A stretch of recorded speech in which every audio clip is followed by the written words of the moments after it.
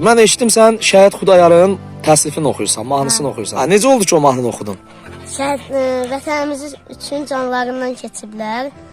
Onlara görə oxudum. Ha, şəhidlərə olan sevgin üçün Xudayarın mahnısını öyrəndin. Buyur oxu görək onu bizim üçün. Dumanlı dağların başında durdum. Dumanlan özümə bir xeymə qurdum.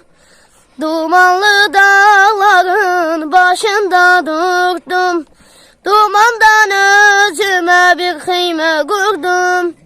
Kesni xəyalımdan öz gözəl yurdum.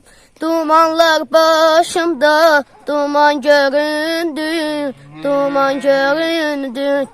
Kesti xəyalımdan öz gözəl yurdum.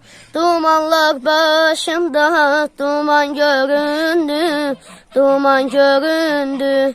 Deyirlər bülbülə çəmən yaxşıdır, İnsan üçün laləzar vətən yaxşıdır.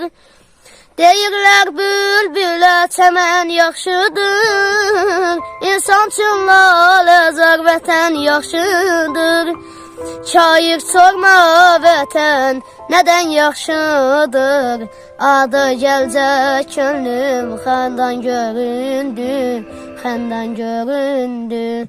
Şair sorma vətən nədən yaxşıdır, Adı gəlcə könlüm xəndan göründü, xəndan Eşq olsun, eşq olsun.